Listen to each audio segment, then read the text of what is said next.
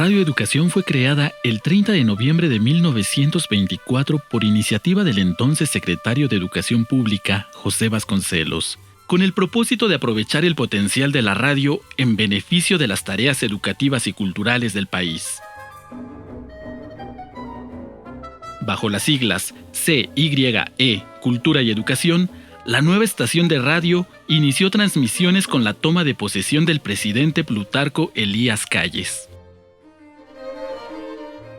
Después de superar diversas circunstancias derivadas de sucesos políticos y administrativos, la radiodifusora inició un nuevo ciclo en 1968. La estación, ahora adscrita a la Dirección General de Educación Audiovisual de la SEP, retomó sus transmisiones a través de los 1060 kHz de amplitud modulada bajo las siglas XEEP.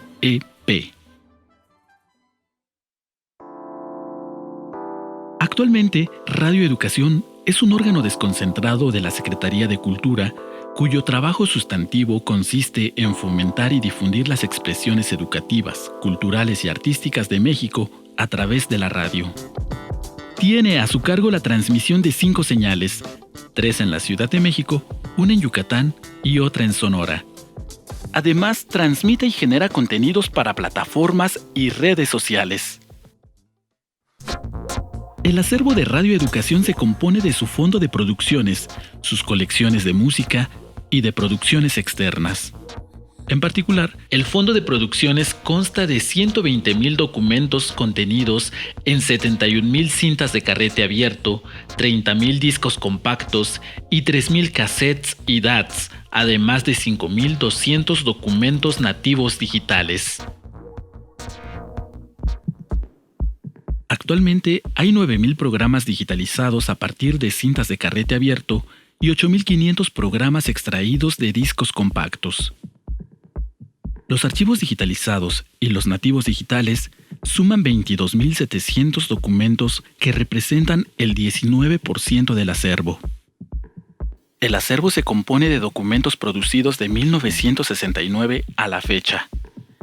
El crecimiento de la fonoteca es constante, ya que se producen anualmente más de 1,500 horas de audio que representan 1 terabyte de datos. Se debe tomar en cuenta que a la fecha se produce mayormente en 44.1 kHz y 16 bits. La fonoteca de Radio Educación cuenta con 3 áreas de conservación que tienen 2,678 metros lineales de estantería. Se realiza el monitoreo y control de la temperatura y la humedad relativa.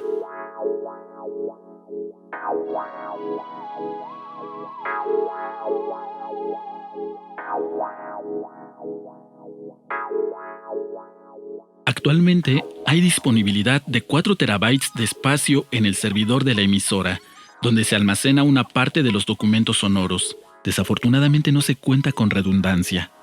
Otra parte se almacena en discos duros externos que cuentan con su respectiva copia. Con la pandemia, se logró finalmente dejar el disco compacto como medio para la grabación de producciones. Pero también es urgente trabajar con la recuperación de los documentos que se grabaron previamente en discos compactos. En 2006, se implementó un proyecto de digitalización del acervo sonoro de Radio Educación, el cual concluyó en diciembre de 2008. Se digitalizaron alrededor de 60,000 cintas de carrete abierto. Los audios se colocaron en un sistema de almacenamiento masivo digital que empleaba cintas LTO3.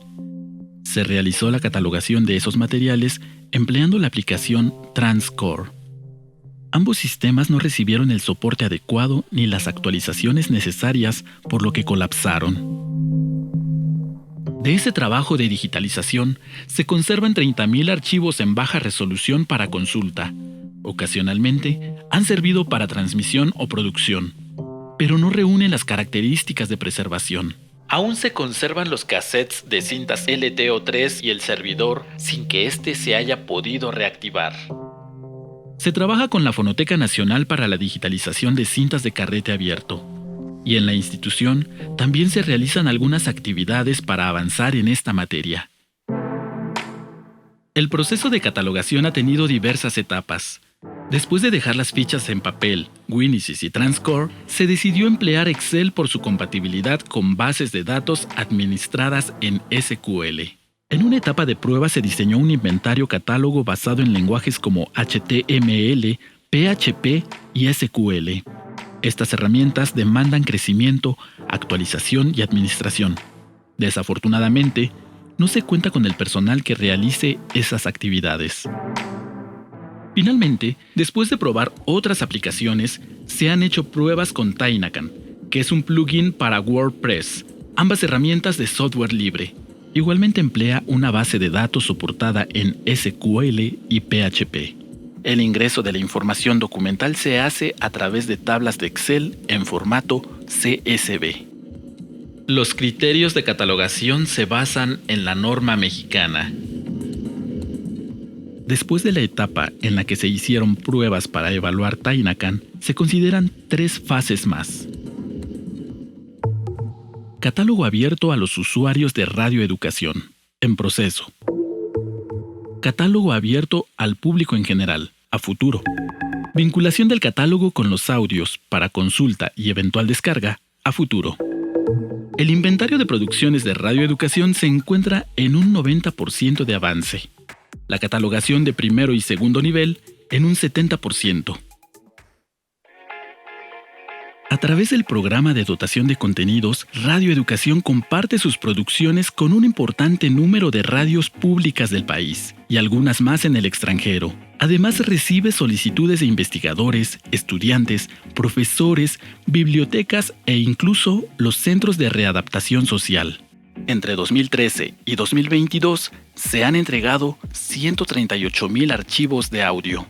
Esto ha sido posible gracias al empleo de archivos digitales. También es importante señalar que en 11 años se pasó de realizar copias en discos compactos a emplear únicamente aplicaciones como WeTransfer, Mediafire, OneDrive o acceso al servidor de radioeducación mediante el protocolo FTP. El acceso para el público en general se hace a través de un repositorio en el que se ofrecen las producciones del último año. En caso de que se requiera consultar un programa anterior a este periodo, se hace una solicitud directa a la fonoteca. Se requiere contar con el sistema de almacenamiento adecuado escalable bajo un plan de actualización efectivo. Se requiere estandarizar la grabación de los audios en 48 kHz y 24 bits. Se requiere mantener y fortalecer el trabajo de catalogación. Se requiere continuar con la digitalización del mayor número de soportes posible a partir de políticas, prioridades y proyectos claramente definidos. Radioeducación ha tenido un importante crecimiento en los últimos 5 años. A las emisoras en AM y onda corta de la Ciudad de México se sumaron a partir de 2017 las emisoras FM en Mérida, Yucatán, Ciudad de México, Hermosillo, Sonora y próximamente en Morelia, Michoacán. Lo anterior obliga a pensar en una reestructuración profunda de sus diferentes áreas. En particular, el Departamento de Programación Musical y Fonoteca tiene 2 tareas fundamentales. Idealmente, en algún momento, se tendrían que separar estas actividades por la demanda de recursos que cada una de ellas requiere. Por un lado, las tareas de la programación musical, que se plantea con contenidos diferenciados para cada señal, y por el otro lado, todo el trabajo de gestión del acervo sonoro existente, el que se produce en este momento y el que más adelante producirá cada una de las nuevas emisoras.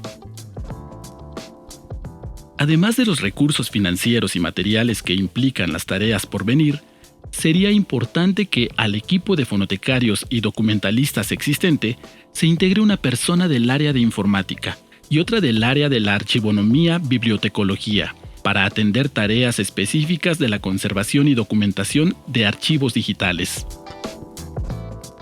Con respecto a la digitalización, es necesario la integración de un ingeniero dedicado exclusivamente a estas tareas, ya que actualmente se depende de la disponibilidad de los estudios de grabación.